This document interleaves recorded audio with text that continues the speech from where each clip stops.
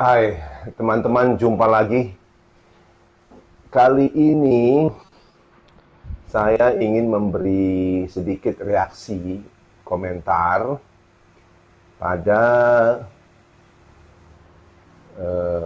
dua report yang baru-baru saja muncul di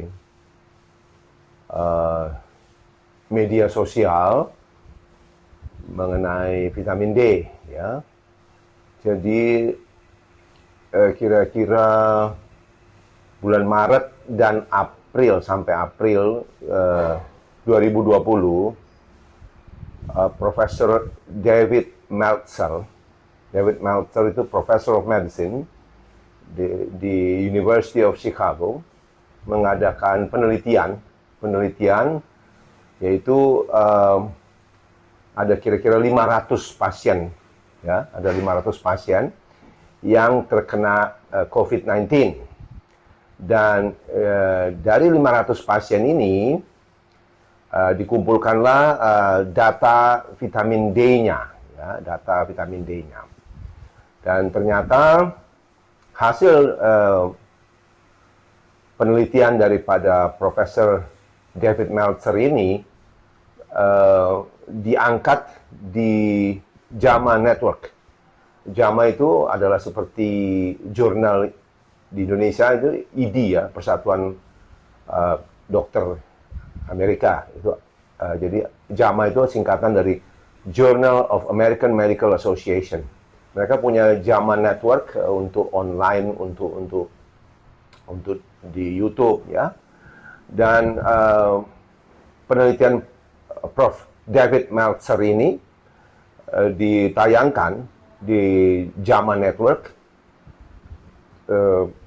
seminggu yang lalu, kira-kira tanggal 14 September 2020. Jadi hasil yang didapat di University of Chicago adalah dari 500 pasien itu ternyata disimpulkan bahwa apabila kadar vitamin D dalam darah kurang atau istilahnya adalah deficient, ya, deficient. Biasa yang dibilang deficient itu adalah di bawah 20 nanogram per mililiter, ya. Kalau kadar vitamin D dalam darah pasien-pasien ini kurang dari 20 nanogram per mililiter, maka kemungkinan terkena infeksi COVID-19 adalah 77%.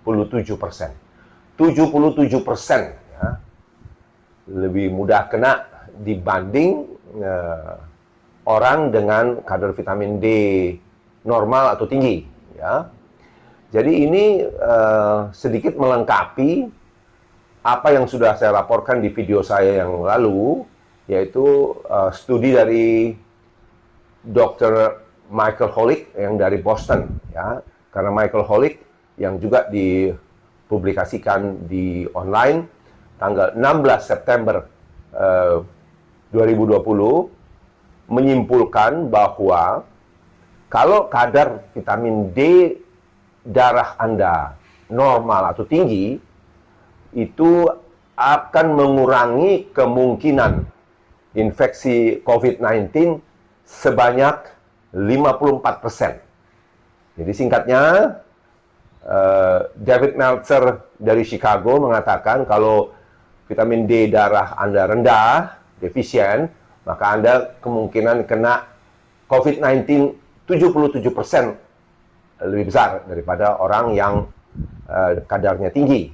Sebaliknya, Michael Holick dari Boston mengatakan kalau vitamin D darah Anda bagus, maka kemungkinan infeksi COVID-19 turun 54%. Jadi angka-angka ini sangat signifikan. Pesan saya terhadap kedua video ini adalah, sementara tidak ada obat yang pasti untuk COVID-19, ya, vaksin pun masih simpang siur.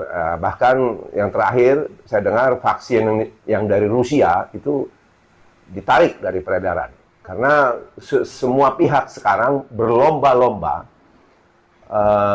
menghasilkan vaksin terlebih dahulu. Jadi kepingin menjadi orang pertama yang menghasilkan vaksin, sehingga kadang-kadang safety-nya dilupakan. Ya, jadi menurut saya jangan terlalu berharap dulu. Kemudian fakta lain yang perlu diingat adalah COVID-19 will stay with us for a very long time. Ya, kapan selesai kita tidak tahu. Karena itu ikuti protokol pemerintah, yaitu cuci tangan, masker, dan social distancing, jaga jarak, ya, jangan kumpul-kumpul. Selain itu, perbaiki vitamin D darah Anda. Gampang kok, relatif murah dibanding segala macam obat-obat virus yang harganya mahal-mahal, dan apakah efisien, a big question mark. Begitu pesan saya, semoga teman-teman semua tetap sehat, ya, tetap beraktivitas dengan baik, karena olahraga yang terukur akan sangat meningkatkan imunitas kita. Terima kasih, stay safe and healthy. Sampai jumpa.